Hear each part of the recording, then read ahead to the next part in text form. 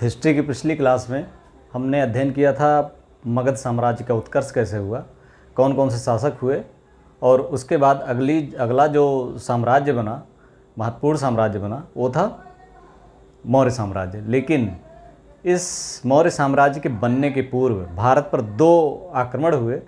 पहला था ईरानियों का आक्रमण, हखामनी आक्रमण, और दूसरा था यूनानियों का आक्रमण या सिकंदर का आक्रमण। इन दोनों आक्रमण को पढ़े बिना मौर्य साम्राज्य को ठीक से समझना मुश्किल होगा। इसलिए पहले मौर्य साम्राज्य के पहले, मौर्य वंश के इतिहास के पहले हम इन दोनों आक्रमणों के बारे में पढ़ेंगे। उसी की पहली क्लास में आज पहली इस वीडियो में देखेंगे हखामनी या ईरानियों का आक्रमण या पारसियों का आक्रमण जो भारत पे हुआ, उसमें कौन कौन से शासक थे, ईरान में कौन कौन शासक हुए, किन किन लोगों ने आक्रमण किया और उसके स्रोत क्या हैं जानने की, उसके भारत पर प्रभाव क्या पड़ा, इसके बारे में अध्ययन करेंगे। तो शुरू करते हैं। ये है हखामनी या पारसी आक्रमण या ईरानी आक्रमण। इसको चूँकि ईरान के शासक थे तो इसलिए ईरानी आक्रमण भी कहते हैं।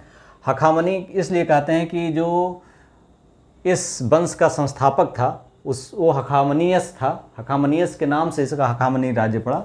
और इसका जो प्रथम महत्वपूर्ण शासक था वो था कुरुस या साइरस द्वितीय। सबसे पहले हम देखते हैं कि जो सम्राट बने प्रारंभिक, ये इसका जो समय था 558 ईसा पूर्व से 529 ईसा पूर्व, 529 ईसा पूर्व। और हम जानते हैं बिंबिसार जो था 544 ईसा पूर्व में था, ईसा पूर्व में। ये मगध साम्राज्य का, मगध का एक तरह से उत्कर्ष हो रहा था इस समय, या अभी मगध जो है शैशवावस्था में था, अपने साम्राज्य विस्तार के प्रारंभिक स्टेज में था मगध। बिंबिसार की स्थिति में बिंबिसार जब शासक था उसी समय ये कुरुस या साइरस द्वितीय वहाँ का शासक हुआ और इसने मध्य एशिया में पूरा तहलका मचाया। और भारत की जो पश्चिमोत्तर क्षेत्र था, यहाँ पर गांधार, मद्र, बिंबिसार ने मद्र की राजकुमारी क्षेमा से विवाह भी किया था, अपना संबंध बनाया था। तो मद्र था एक शासन, और ये था गांधार था। एक दो राज्य थे, दो तीन राज्य जो उस समय महत्वपूर्ण राज्य थे पश्चिमोत्तर के, लेकिन इनमें एकता नहीं थी और पश्चिमोत्तर पूरा अस्त व्यस्त था। और इसका फ़ायदा किसने उठाया? कुरुस या साइरस द्वितीय ने, जो ईरानी शासक था, हखामनी शासक था, उसने भारत की तरफ जब रुख किया तो इसे वहाँ की परिस्थितियों ने उत्साहित किया, प्रेरित किया कि वो भारत की तरफ आक्रमण करे और अपना क्षेत्र, साम्राज्य विस्तार। ये भी एक महत्वाकांक्षी और साम्राज्यवादी शासक था बिंबिसार की तरह।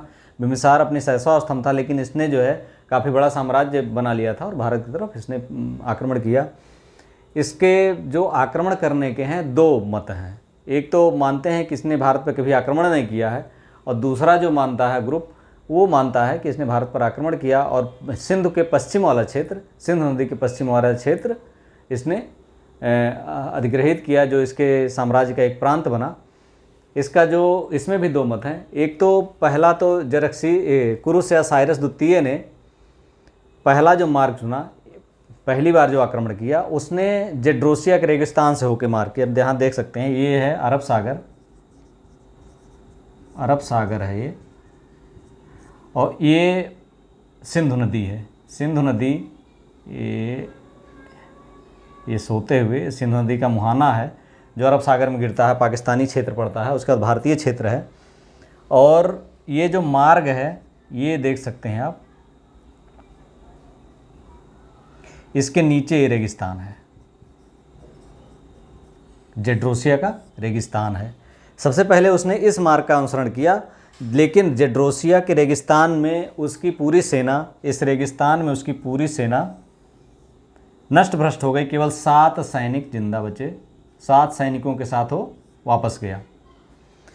ये आक्रमण सफल नहीं रहा, लेकिन जो दूसरा आक्रमण था उसका ऐसा माना जाता है कि उसने जो सोगडियाना और काबुल घाटी से होते हुए इस तरह से आक्रमण किया भारत पे, और सिंधु के पश्चिम के क्षेत्र को उसने हस्तगत किया और अपने साम्राज्य का एक प्रांत बनाया साइरस द्वितीय ने, कुरुस ने।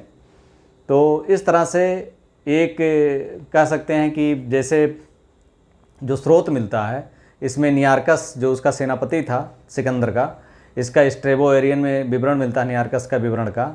और इसके अलावा जेनोफोन, जो साइरस की जिसने जीवनी लिखी है जेनोफोन ने, उसके विवरण में इस तरह की सूचनाएं मिलती हैं।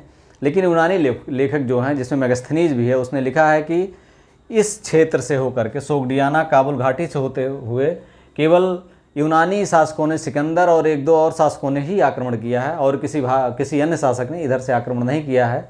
तो इसका मतलब ये है कि वो अपने जो सम्राट है उसकी महिमा मंडन करने के लिए, ऐसा उन्होंने शायद कहा हो, क्योंकि ऐसा माना जाता है कि साइरस द्वितीय ने भी इस क्षेत्र पर आक्रमण किया था, और इसके द्वारा इस क्षेत्र को, जो सिंध प्रांत के सिंध नदी के पश्चिम का क्षेत्र है, इसके कुछ क्षेत्र उसके क्षेत्र में थे, उसके प्रभाव में थे, उसके एक प्रांत के रूप में थे। और इस तरह से ये 529 ईसा पूर्व में कैस्पियन सागर के डरबाइन जनजाति से लड़ते हुए वो मारा गया, और मरने के बाद उसका जो पुत्र था 529 ईसा पूर्व में कैम्बिसीज द्वितीय शासक बना। लेकिन ये अपने गृह युद्धों में ही फंसा रहा। गृह युद्ध में फंसा रहने के कारण ये साम्राज्य विस्तार नहीं कर पाया, अपने उसी साम्राज्य को अक्षुण्ण रख पाया। लेकिन अगला जो शासक हुआ डेरियस प्रथम या दारा प्रथम, ये बहुत महत्वपूर्ण शासक था।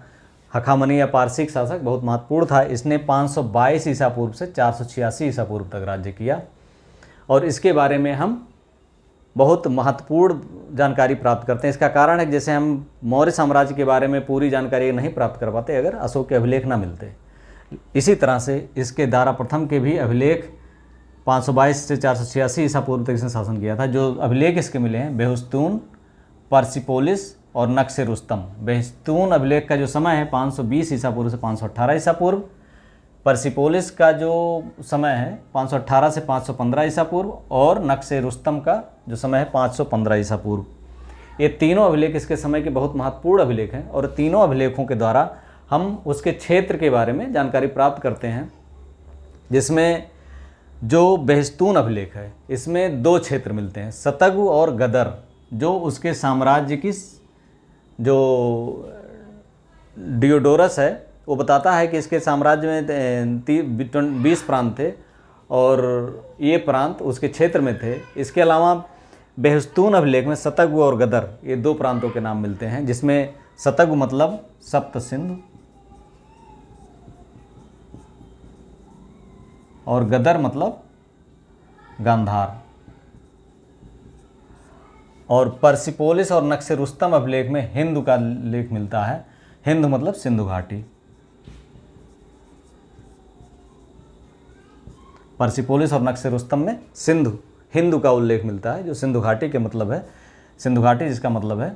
तो ऐसा लगता है कि इसने इन क्षेत्रों को अपने क्षेत्र में किया था, और 23 प्रांत जो थे उन 23 प्रांतों से इसको अपने पूरे साम्राज्य से जितनी आय होती थी उसका 1/3 1/3 इन्हीं भारतीय क्षेत्रों से प्राप्त होता था। हेरोडोटस ने बताया 20 उसके छत्रपियाँ थीं, या 20 जो है राज्य थे, इसमें ये भी सम्मिलित थे। और इससे 360 टैलेंट स्वर्ण चूड़, मुद्रा भार के बराबर स्वर्ण चूड़ से प्राप्त होता था, जो उसके पूरे राजस्व का 1/3 था। 486 ईसा पूर्व में इसकी हत्या हो गई थी। 486 ईसा पूर्व में इसकी जब हत्या हुई तो उसके बाद छयार या जरक्सीस शासक बना, जिसके पर्सिपोलिस अभिलेख में इसका शासन 486 से 465 ईसा पूर्व तक था।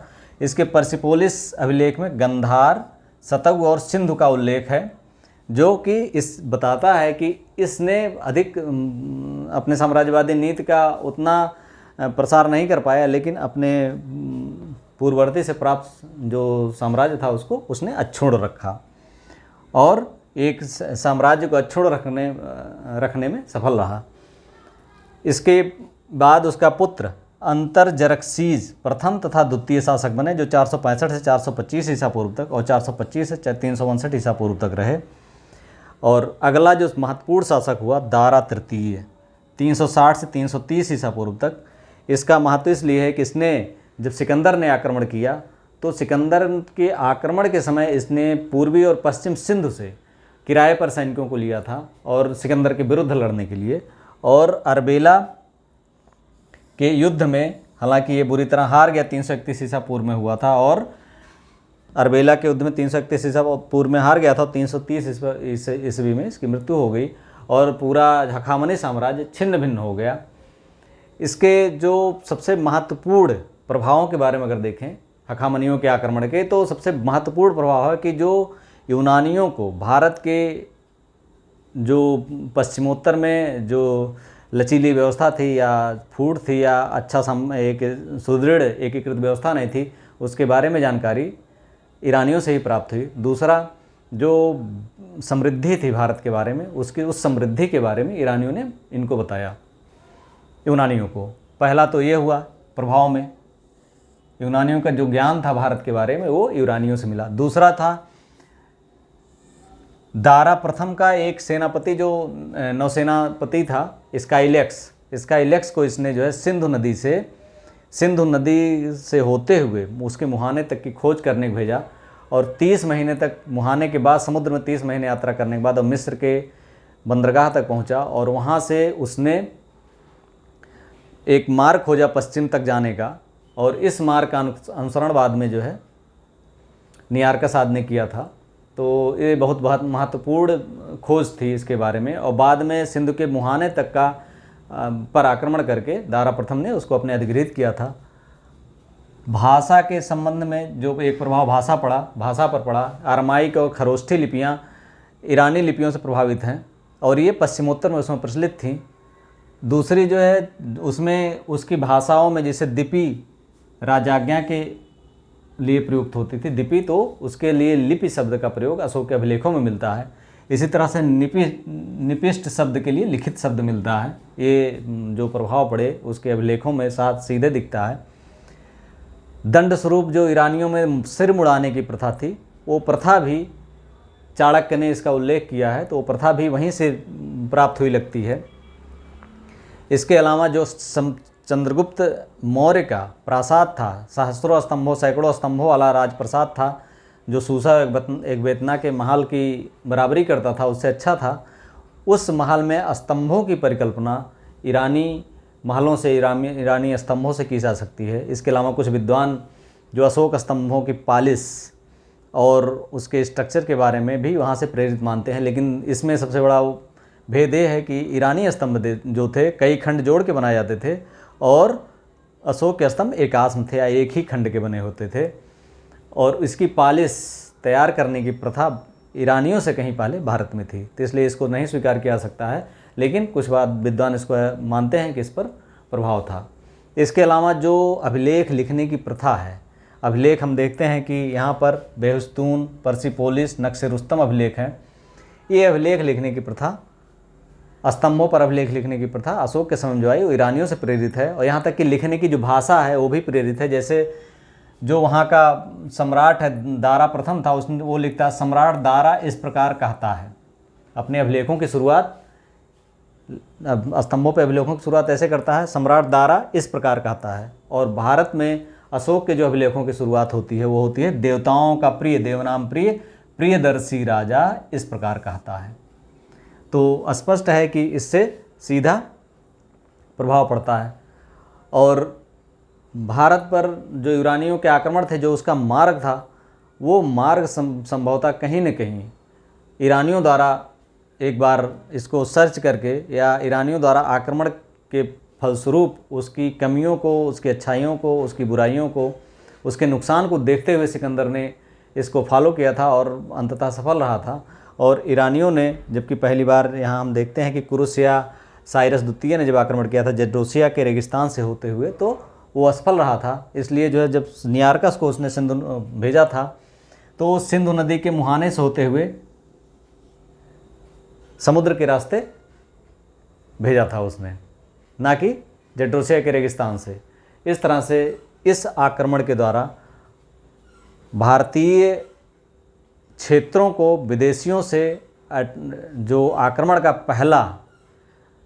पहला सामना करना पड़ता है और उसके बाद सिकंदर का आक्रमण होता है, और दूसरा, पहली बार एक दूसरे से इंटरेक्ट होने से व्यापार, वाणिज्य, आवागमन और एक मिक्स्ड कल्चर की शुरुआत भी यहीं से होती है।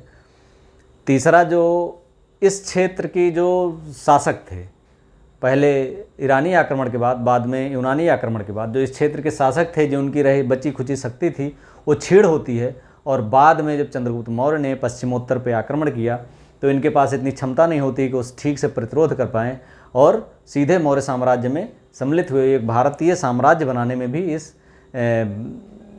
इन आक्रमणों ने सहयोग किया और एक सशक्त राग जो ना बाद में यूनानी आक्रमण जो होता है, सिकंदर के सेनापति जो यहाँ पर उस समय राज्य कर रहे थे, वहाँ के प्रांतों पर, पश्चिमोत्तर के प्रांतों पर, उनसे जब इनका आक्रमण होता है तो वो एक सशक्त राज्य के विरुद्ध नहीं टिक पाते हैं और हार मानते हैं। तो इस तरह से हम देखते हैं कि हखामनियों का आक्रमण भारतीय संदर्भ में बहुत महत्वपूर्ण है और ये हमारे एग्ज़ाम के लिए भी महत्वपूर्ण, अक्सर जो है यहाँ से प्रश्न पूछ लिए जाते हैं। थोड़ा सा ये ऑफ बीट है, इसलिए जो है लोग कम ध्यान देते हैं, इसलिए इसको अच्छे से इसमें विशेषकर ये तीनों अभिलेख जो है बेहस्तून, पर्सिपोलिस और नक्श रुस्तम, ये प्रारंभिक परीक्षा में पूछे गए हैं।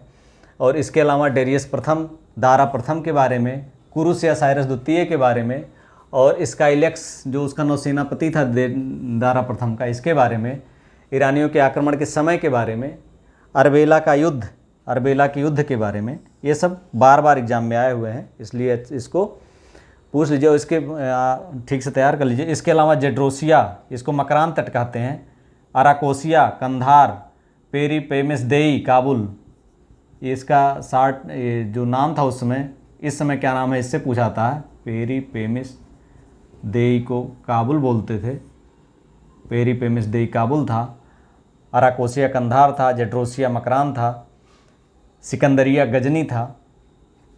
तो ये सब, इन सब से भी क्वेश्चन आए हुए हैं, कई बार आए हुए हैं, कोई नए क्वेश्चन नहीं है, लेकिन इसको अगर आप ध्यान रखेंगे तो इस तरह से क्वेश्चन जो कठिन प्रतीत होते हैं गलत नहीं होंगे।